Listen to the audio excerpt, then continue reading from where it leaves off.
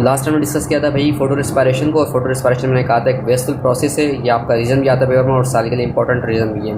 तो photo respiration में आप इतना लिखते हैं काफ़ी कि क्यों ये वेस्टफुल प्रोसेस होता है, बिकॉज इस फोटो रिस्पायरेशन के नतीजे में ATP और NADH2 कुछ भी नहीं बनता। और आपको पता है ATP और NADH2, ATP आपकी बॉडी में एनर्जी प्रोड्यूस करने वाला एक करेंसी यूनिट है, जबकि NADH2 इनडायरेक्ट ATP बनाता है इलेक्ट्रॉन ट्रांसपोर्ट चेन में जाकर। तो इन शॉर्ट अगर ये दोनों चीज़ें नहीं बन रही तो आपका जो है फोटो रिस्पायरेशन के नतीजे में अगर ये दो चीज़ें नहीं बनती तो हम कहेंगे ये वेस्टफुल प्रोसेस था। नॉर्मली रिस्पायरेशन में दो चीज़ें बनती है तो हम कहते हैं वो यूज़फुल प्रोसेस होता है रिस्पायरेशन, जबकि ये क्या है हमारा फोटो रिस्पायरेशन, और इस पर ये पूरा वेस्टफुल प्रोसेस होता है। इसमें सारी बातें लिखी हुई लिखेंगे तो आपके नंबर पूरा आ जाएंगे इंशाल्लाह। अच्छा, कुछ प्लांट क्या करते हैं बेटा, इस फोटो रिस्पायरेशन को अवॉइड करने के लिए अपने अंदर कुछ डिफरेंट साइकिल्स चलाते हैं ताकि फ़ोटो रिस्पायरेशन ना करें।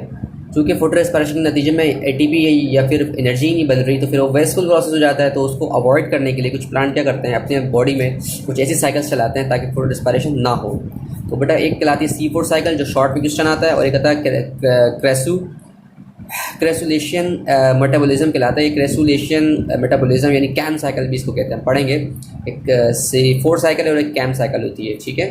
तो पहले C4 साइकिल को देख लेते हैं। पहली बात तो याद रखना है कि इस जो हमारे पास C4 साइकिल है इसका एक और नाम क्या होता है, hatch slack cycle. Hatch slack cycle दो जगह पर होती है प्लांट के अंदर, एक मेसोफाइल सेल्स में और एक बंडल ऑफ शीट सेल्स में, यानी ये दो सेल्स के अंदर मिलकर C4 साइकिल कंटिन्यू होगी, चलेगी, ठीक है। सो C4 साइकिल के स्टार्ट करते हैं यहाँ से। अब देख लें यहाँ पर पहला जो बॉक्स बनाया हुआ है उस पहले बॉक्स को हम क्या कहते हैं, मेसोफाइल सेल्स कहते हैं, और जो हमारा दूसरा बॉक्स है वो बंडल ऑफ शीट सेल्स है। सो जो पहला बॉक्स है उसको हम कहते हैं मेसोफाइल सेल्स। मेसोफाइल सेल्स में क्या हो रहा है देखते हैं। हमारे पास एक कंपाउंड है जो कि इंटरमीडिएट है ग्लाइकोलिसिस का। इंटरमीडिएट किस चीज़ का है भाई, ग्लाइकोलिसिस का इंटरमीडिएट है जिसका नाम है PEP यानी कि फोस्फेनोल पायरुवेट। फोस्फेनोल पायरुवेट हमारा ग्लाइकोलिसिस का इंटरमीडिएट था। सेकंड लास्ट का जो है कंपाउंड ये था, आखिरी कंपाउंड तो हमारा पायरुवेट था। पायरुवेट से फोस्फेनोल पायरुवेट बना था। ये एक 3 कार्बन वाला कंपाउंड है। इसमें जो मेसोफाइल सेल्स है उसमें एक एंजाइम होता है जिसे कहते हैं PEP कार्बोक्सिलेज यानी फोस्फोइनोल पायरुवेट कार्बोक्सिलेज, ठीक है। अब ये phosphoenol pyruvate carboxylase phosphoenol pyruvate को चेंज करता है किसमें, ऑक्जेलो एसीटेट के अंदर। किसमें चेंज करता है भाई, ऑक्जेलो एसीटेट। इन शॉर्ट में अगर कहूँ कि ये C3 कार्बन वाला कंपाउंड है और ये C4 वाला कंपाउंड है। अगर आप C3 वाले कार्बन कंपाउंड को C4 में ले जाना चाहते हो तो आप कार्बन ऐड करते हो, और एडिशन ऑफ कार्बन डाइऑक्साइड करवाने के लिए आपको जो एंजाइम चाहिए वो कौन सा चाहिए, PEP कार्बोक्सिलेज। ये वो एंजाइम है जो कार्बन डाइऑक्साइड को फिक्स करवाएगा किसके साथ, PEP के साथ, ठीक है। तो फोस्फेनोल पायरुवेट जो है वो कन्वर्ट होगा किसके अंदर, ऑक्सिलो एसीटेट में, जो कि 4 कार्बन वाला कंपाउंड है। और 4 कार्बन वाले कंपाउंड पे NAD आएगा, और उस NAD इस ऑक्सिलो एसीटेट में से हाइड्रोजन को निकाल देगा। नज़र आ रहा होगा कोई NAD आया है अंदर और NADH2 बाहर गया है। हम कहेंगे इसको क्या हुआ, यहाँ पर ऑक्सीडेशन हुई है। क्या हुई है भाई, ऑक्सीडेशन हुई है। और ये ऑक्सीडेशन कंपाउंड की, तो यहाँ पर क्या हुई है, कंपाउंड की ऑक्सीडेशन हुई। जब कभी भी हाइड्रोजन कहीं से निकलता है तो हम कहते हैं ऑक्सीडेशन। तो ऑक्सिलो एसीटेट में से क्या निकला है, एक हाइड्रोजन निकला तो ऑक्सीडेशन हो गई। ऑक्सिलो एसीटेट की जब ऑक्सीडेशन होगी तो चेंज हो जाएगा, इसमें मेलेट में चेंज हो जाएगा, ठीक है बेटा। मेलेट जो है वो जाएगा किस सेल के अंदर, ये का सारा काम हुआ था मेसोफाइल सेल्स के अंदर, ठीक है। अब ये सारा मेलेट किसके अंदर जाएगा, बंडल शीट के अंदर जाएगा। किसमें जाएगा भाई, बंडल शीट सेल्स में जाएगा। और जाने के बाद आप देख रहे हैं बंडल शीट सेल को, जैसे बंडल शीट सेल के अंदर जाता है वैसे बेटा मेलेट में से कार्बन डाइऑक्साइड को निकाल दिया जाता है।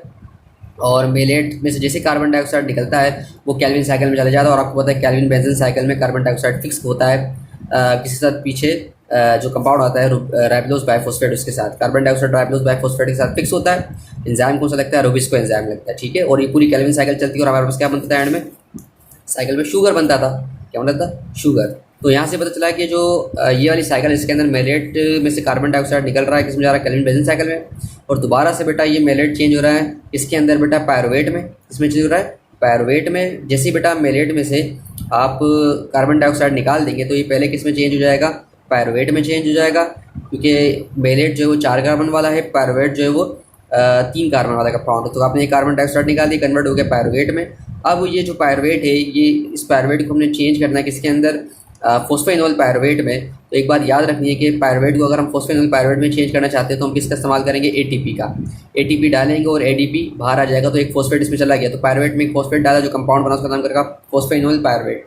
बेटा ये पूरा प्रोसेस लगाया जाता है ताकि फोटो रिस्पायरेशन ना हो, क्योंकि आपको पता है डे टाइम में जब ऑक्सीजन ज़्यादा आ जाएगा तो हमें एक चीज़ ये करनी है कि हमें इस ऑक्सीजन की तादाद से ज़्यादा क्या बनानी है, कार्बन डाइऑक्साइड बनानी है।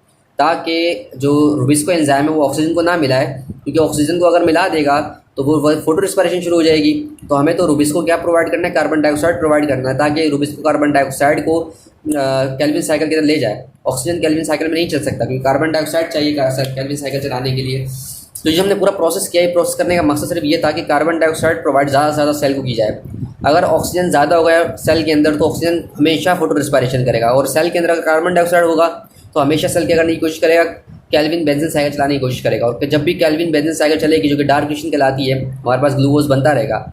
हमें उसके लिए सिर्फ एटीपी और एनएडीएच की नीड होती है, वो हमारा फोटो रिस्पायरेशन से मिल जाता है। फोटो रिस्पायरेशन कर रहा हूँ, सॉरी, लाइट रिएक्शन से हमें मिल जाता है। तो एक बात याद रखनी है, जो पूरा प्रोसेस हुआ, इस प्रोसेस का मकसद ये था, जितनी ज़्यादा ऑक्सीजन सेल के अंदर आ चुकी है और जिससे फोटो रिस्पायरेशन शुरू हो गई है, उसको अगर हमने ओवर कैम करना है, ख़त्म करना है, तो हमें ऑक्सीजन की तादाद से ज़्यादा किसको करना पड़ेगा, कार्बन डाइऑक्साइड की तादाद को बढ़ाना पड़ेगा, ताकि कार्बन डाइऑक्साइड की तादाद बढ़े। और कार्बन डाइऑक्साइड की तादाद जैसे जैसे बढ़ेगी वैसे वैसे ऑक्सीजन से क्या होगा, कम्पिटिटिव इनिबिशन होगी। आपने पढ़ा होगा कम्पिटिटिव इनिबिटर्स होते हैं। रुबिस्को तो एक एंजाइम है जो ऑक्सीजन और कार्बन डाइऑक्साइड दोनों को फिक्स कर सकती है। अगर कार्बन डाइऑक्साइड की मिकदार ज़्यादा होगी तो रुबिस्को कार्बन डाइऑक्साइड को फिक्स करेगा, और अगर ऑक्सीजन की मिकदार ज़्यादा होगी तो रुबिस्को ऑक्सीजन को फिक्स करेगा। और हमें कार्बन डाइऑक्साइड को फिक्स करवाना है, तो हमने कम्पिटिटिव इनिबिशन में कार्बन डाइऑक्साइड की तादाद ज़्यादा रखनी पड़ेगी। इसकी वजह से रुबिस्को जो एंजाइम है हमारा, वो कार्बन डाइऑक्साइड को पिक करेगा और केल्विन बेंजीन साइकिल चलाएगा। ठीक है, तो ये हमारा कौन सा साइकिल कहलाती है, C4 साइकिल कहलाती है। ठीक है, ये प्लांट अवॉइड करने के लिए साइकिल चलाता है ताकि फोटो रिस्पायरेशन अवॉइड हो। नेक्स्ट हमारे पास जो है वो क्रेसुलेशन साइकिल है, जो कि कैम साइकिल पर कहलाती है, वो नेक्स्ट में हम पढ़ेंगे।